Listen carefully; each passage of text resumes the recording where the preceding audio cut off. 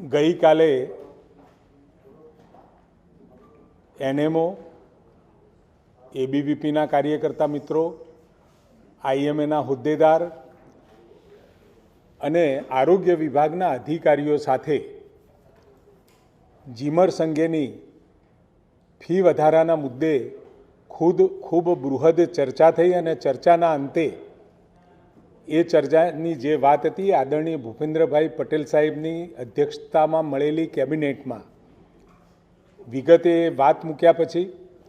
આદરણીય ભૂપેન્દ્રભાઈ પટેલ સાહેબના માર્ગદર્શનમાં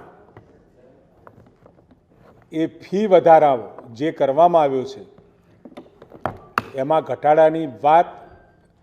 ખૂબ કેવી રીતે કરવી એની ચિંતા વ્યક્ત કરી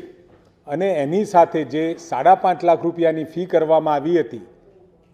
એ 3,75,000 ફી કરવામાં આવી છે અને સાથે જે મેનેજમેન્ટ કોટાની વાત હતી એને પણ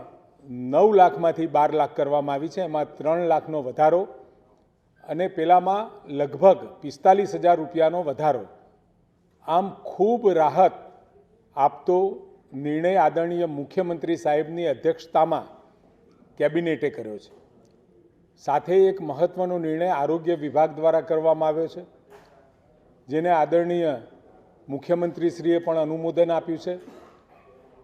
આપણા ત્યાં જે ઇન્સ્યોરન્સ કંપની દ્વારા પીએમજેવાયમાં જે રકમો ચૂકવવામાં આવે છે, પ્રાઇવેટ હોસ્પિટલોની સાથે આપણી સરકારી મશીનરીની અંદર સરકારી જે હોસ્પિટલો છે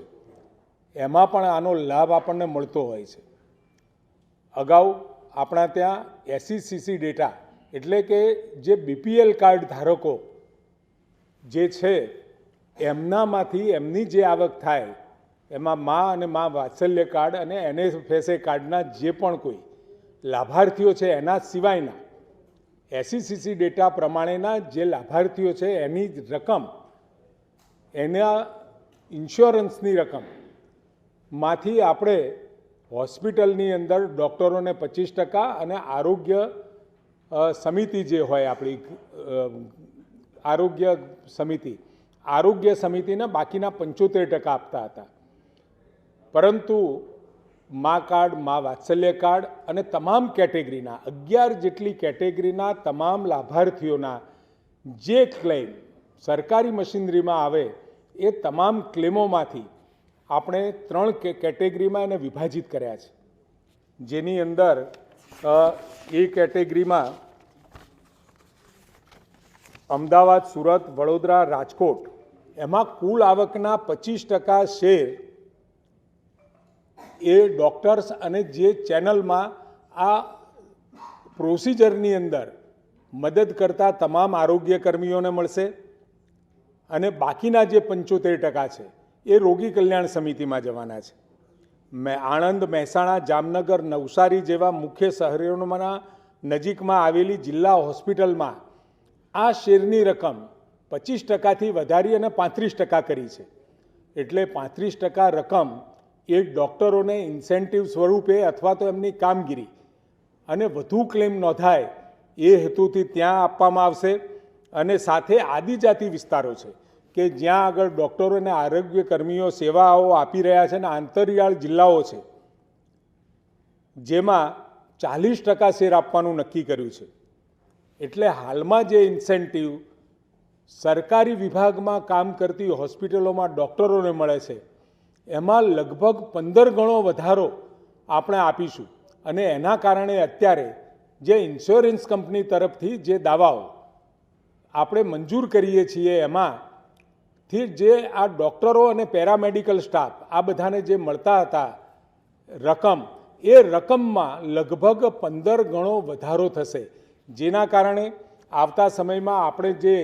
ઇન્સ્યોરન્સ કંપનીમાં જે ક્લેમ સરકારી વિભાગો દ્વારા સરકારી હોસ્પિટલોમાં થતા હતા એ કેવળ 18%ની આજુબાજુ હતા. એની જગ્યાએ હવે પછી